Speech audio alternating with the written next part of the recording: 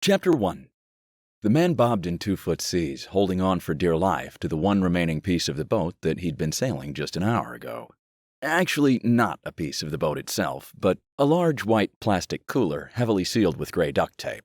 He'd paid no attention to the cooler on board, but then again, neither had he noticed the defective through-hull fitting that, in the end, was a ticking time bomb. One that would go off somewhere about 15 miles west of Bimini Island. So much for observational skills, he thought. The aging sailboat, as it turned out, aptly named Kaboom, was not his.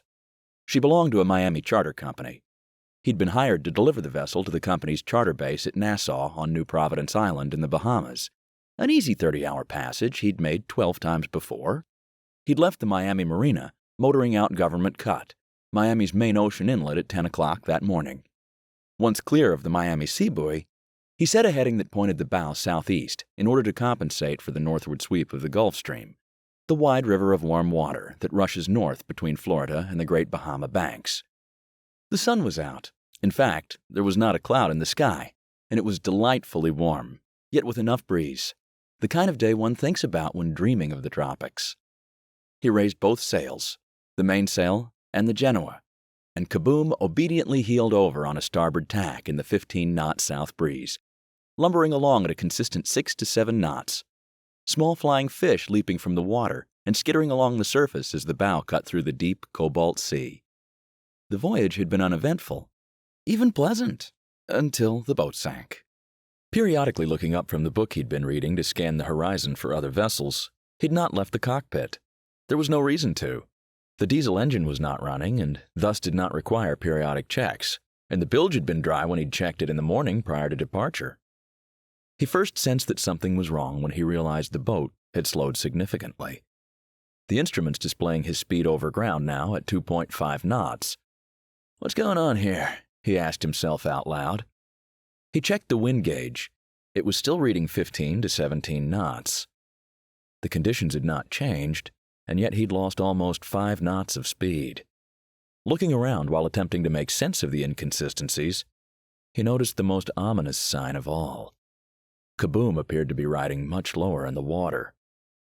Alarmed now, the sailor leapt through the companionway and landed down below in waist-deep water, the teak and holly floorboards floating inside the boat's saloon. In near panic, he searched for the source of the flood, but the water was murky, and he was forced to work by touch. He felt the aft through hulls and around the shaft seal, thinking that perhaps it might be coming in there. Nothing. Desperate now, he waded forward, checking in the area of the forward head, and then he saw it. A through hull, the seawater pickup for the forward head, or, in landlubbers' terms, the forward toilet. One he'd not even known was there, had failed. The entire fitting missing, leaving a gaping, 8-inch shredded fiberglass hole in its place. Horrified, he snatched a towel from the shelf above the toilet and attempted to stuff it into the breach to slow the incoming torrent, but the pressure was too great and the hole too large. He grabbed a pillow off the forward berth and tried again with the same result. The water was becoming deep now, and the man came to realize that the boat had gone beyond critical mass, the point where there was just too much water coming in too rapidly for the bilge pump to have any hope of keeping it afloat. Kaboom was going to sink, and there was nothing he could do to stop it.